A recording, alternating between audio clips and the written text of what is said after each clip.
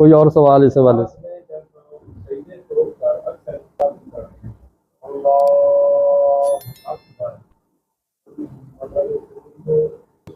हरज नहीं, ये जायज़ है और बिल्कुल, बल्कि ये मुस्तहसन है, अच्छा है। हाँ, फ़र्क हो जाता है ना। हाँ, जब नमाज शुरू करें तकबीर तहरीमा, उसमें और बाकी अफ़आल की तकबीर में फ़र्क होना चाहिए, वो भी लंबी करें। और जब तीसरी रकत के लिए उठे ना, तब भी लोगों को पता चले अच्छा ये अब उठना है, तो फ़र्क करने के लिए ये ज़रूरी है। अगर नॉर्मल करेंगे तो किसी को क्या पता ये सजदा साहब करने लगे हैं या उठने लगे हैं, ठीक है ना, तो ये इश्तिबाह हो सकता है।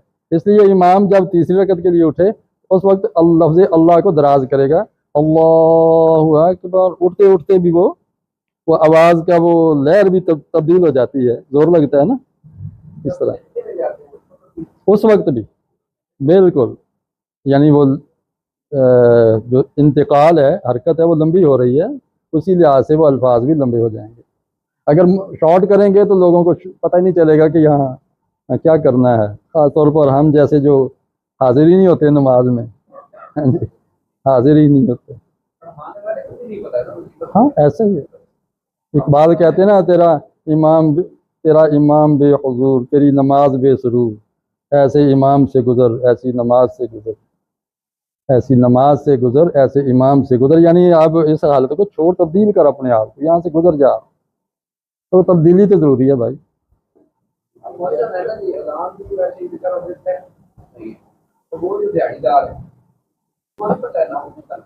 इस तबसरे के दो जाविये हो सकते हैं ना।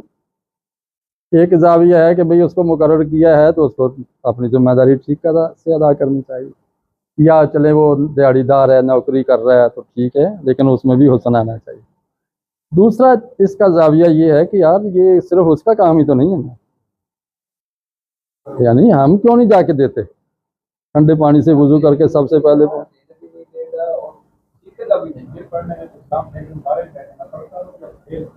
आप इमाम के पाबंद हैं, चाहे आपने आधी पढ़ी है, पूरी पढ़ी है, ताहियात तक ही पहुंचे हैं, आप उसके इस्लाम के साथ क्यों? जमात का मकसद डिसिप्लिन है, वगरना तो खुफिया नमाज रब को ज्यादा पसंद है, चुप के। लेकिन ये डिसिप्लिन सिखाने के लिए अल्लाह ने मस्जिद का पाबंद किया।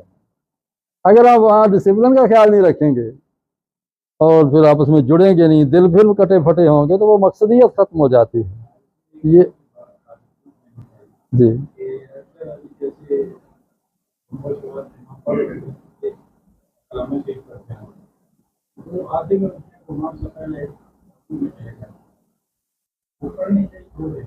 इसमें दोनों की तरबियत की ज़रूरत है। नबी सल्लल्लाहु अलैहि वसल्लम का तरीक़ाकार जो हमें नमाज से मिलता है ना, वो नमाजियों का उसकी ज़रूरतों का ख्याल रखा करते थे। मसलन पहली रकत लंबी कर दी, क्यों? दूसरी मुख्तसर कर दी, क्यों? ताकि जो आ रहे हैं वो शामिल हो जाएं। बिल्कुल ऐसे ही जैसे आपके रोड पे रूट की गाड़ी चल रही हो, तो वो स्टॉप के करीब आके जरा आहिस्ता आहिस्ता आहिस्ता फिर जाता भी है, चौक गुजर के तो आहिस्ता आहिस्ता पीछे मुड़ता भी जाता है, कोई आ तो नहीं रहा, वो भी मिल जाए। तो सवारियां जो आज चल पड़ी हैं आपकी तरफ, उनको जगह दो, संभालो। बीमारों के लिए भी है, बच्चों के लिए भी है, खवातीन के लिए भी है। यानी डिसिप्लिन भी अगर है कोई, तो उसके अंदर नफ्सियात का, ज़रूरियात का पासो लिहाज रखा गया है। क्योंकि एक तरह के तो कद काठ और तन मंद और जिस्म और खुराक वाले तो नहीं है ना फौजियों की तरह। यहाँ बूढ़े भी हैं, बच्चे भी हैं, जवान भी हैं, कमज़ोर भी हैं, बीमार भी हैं, हर तरह के लोग हैं। तो इमाम को ये साइंस पढ़नी चाहिए और पढ़ानी भी चाहिए, लेकिन हम कहाँ फुर्सत पाते हैं। ना नमाजियों को फुर्सत है कि वो इमाम के पास दो जानू होकर बैठ जाएं और कुछ मसाइल पूछें। जब इमाम से पूछेंगे तो वो स्टडी करेगा, मुताला करेगा, वो खुद भी उसको एहसास होगा, ठीक है ना। जाना कहाँ है वो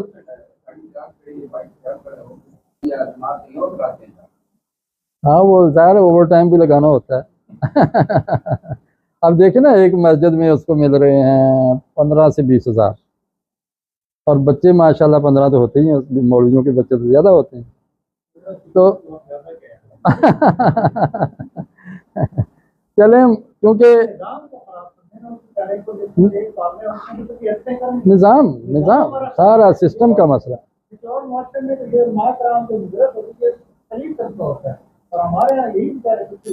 असल में इमामत का हक इलीट को है जिसे क़यादत करनी है।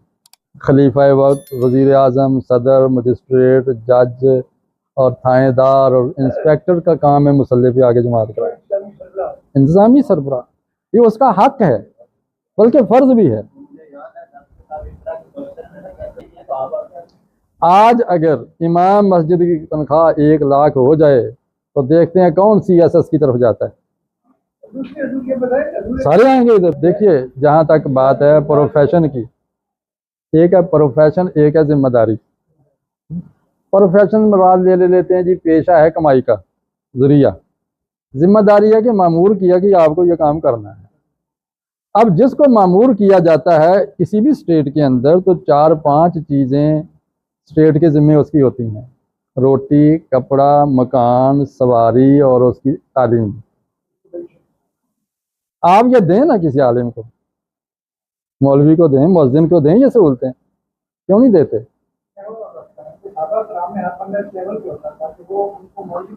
बिल्कुल, ये बात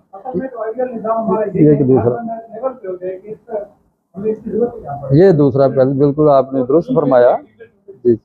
ये तो मैंने शुरू में अर्ज कर दिया कि हर बंदे में सलाहियत हो, वो अजान दे, जमात कराए, जुमा पढ़ाए, किताब करे।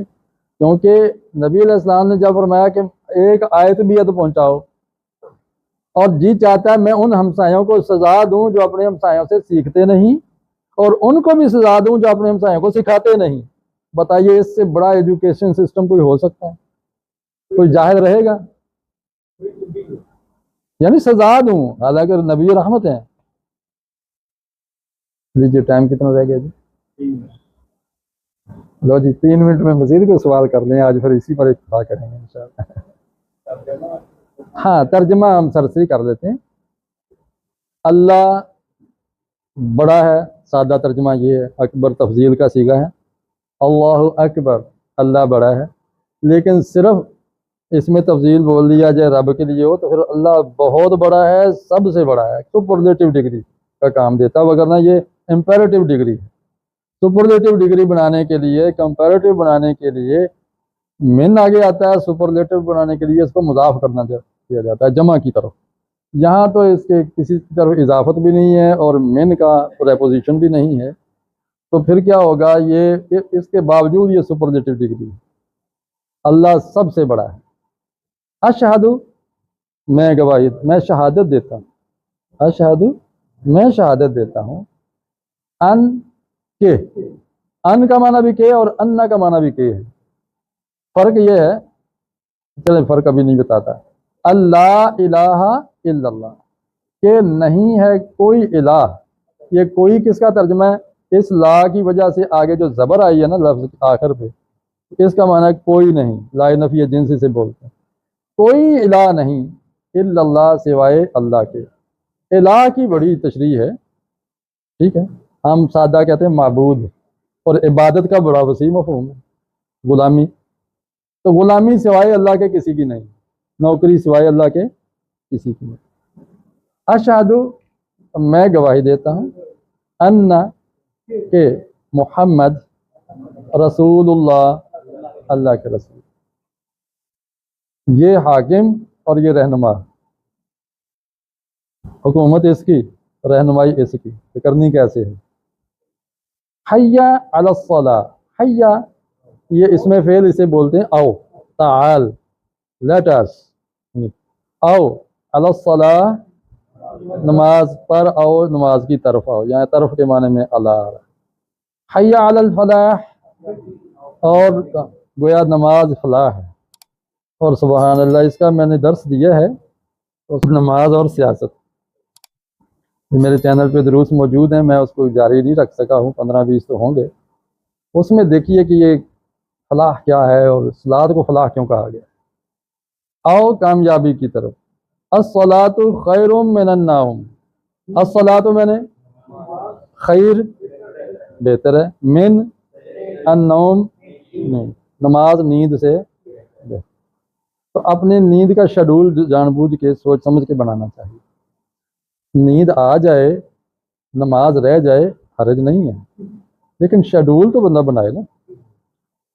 कद कामत सला, कद ये है का माना देगा यहाँ, चुका है, खड़ी हो चुकी है, कद कामत खड़ी हो गई है, प्रेजेंट परफेक्ट टेंस, खड़ी हो गई है, अस्सलातु नमाज, नमाज खड़ी हो चुकी है भाई, कद कामत सलात, अब उठ के आप भी खड़े हो जाओ फिर। अब बदनसीबी ये है कि लोग उस टाइम बातें कर रहे होते हैं, पहली रकत गुजर जाती है, रुकू आ जाता है, बातें कर रहे हैं, कहा जा रहा है कद कामत सलात, खड़े हो। एक दफ़ा ये मामला आया मंसूरा मस्जिद में, और एक अरब ने इसकी तौजीह की, थोड़ी सी अरबी मौजूद था, उसने ये की कि इसका मतलब है कि अब तो खड़े हो जाओ, अब तो खड़े हो जाओ। बाकी रह गया कि बरेलवी तबका इस पर अमल करता है, हमारे यहाँ अहले सुन्नत यही होता है कि सारे बैठे अदब से, जब कद कामत सलाह, वैसे इसके अंदर भी एक रूहानी पहलू है। देखिए ना, वो एन उस काशन पे उन्होंने हरकत की, ये अलग। लेकिन इसको एक चीज़, सॉरी मैं बात मुकम्मल कर, इसको हम देखेंगे, जितनी कसरत होती है ना, उस लिहाज से डिसिप्लिन को देखना होता है, क्योंकि इसका मकसद है कि आप सफ़े बन जाएं। नबी सल्लल्लाहु अलैहि वसल्लम इकामत के बाद भी बाज़ औक़ात उनको सफ़े दुरुस्त करना पड़ती थी, जब तक दुरुस्त नहीं हो जाती तब तक नमाज शुरू नहीं करते थे। और हमें ये चाहिए कि इमाम साहब को ये शऊर हो कि वो सफ़ों पर खुसूसी ध्यान दे, बल्कि अगर इकामत होना तो ये चाहिए कि टाइम तो फिक्स है, तो लोग सफ़े पहले ही सफ़ों में बैठें, अगली सफ़ों को पहले पुर करें। ये हुक्म है कि पहली सफ़ में आए, उसकी फजीलत क्यों है कि आने वालों को फलांगना न पड़े और खला न रह जाए और वक्त बच जाए, सब बंदी में आसानी हो जाए, थोड़े टाइम में सफ़े वहीं खड़े होके तो नमाज शुरू कर दी जाए। तो ये मकसद है। तो असल में जो चीज़ देखें, पूजा पाठ या रस्म और रवाज, ये चीज़ें एक और चीज़ है, लोग इसको बहुत, लेकिन अगर आप नज़्म ज़ब्त को फार्मूला बना दें कि इस्लाम ने इससे बेहतर, इस्लाम का दिया हुआ नज़्म ज़ब्त सबसे बेहतर, इस पर हम किसी को मलामत नहीं कर सकते सिवाय इसके कि डिसिप्लिन टूट रहा। ठीक है ना जी, मगर ना जो जितना अदब करता है करे ना जी। इकामत इसका नाम है, जो हम ये कहते हैं, यहीं से लफ्ज़ इकामत निकला है। तो तकबीर पढ़ना क्या होता है, तो तकबीर इस लफ्ज़ से ले लेते हैं तकबीर, ठीक है। एक है तकबीर तहरीमा, तो इस तकबीर और इकामत दोनों लफ्ज़ इसके लिए इस्तेमाल होते हैं इस्तिलाह में, और बेहतर है इकामत कह दें, इकामत हो गई, ये बेहतर है, ठीक है। तकबीर के और मफहूम है, जब हम इकामत कहेंगे तो सिर्फ यही चीज़ ज़हन में आएगी, तकबीर कहेंगे तो हो सकता है वो तकबीर फेरना भी हो सकता है, तकबीर उला, तकबीर तहरीमा और नारा तकबीर, बहुत कुछ इसमें आ जाता है। जी जी, ज़िबा वाली भी तकबीर होगी, जी जी, इसलिए हमें इकामत कहना चाहिए, ये ज़्यादा बेहतर है। सुब्हानक अल्लाहुम्मा व बिहम्दिका व नशहदु अल्ला इलाहा इल्ला अंता नस्तगफिरुका व नतूबु इलैक। माशाअल्लाह।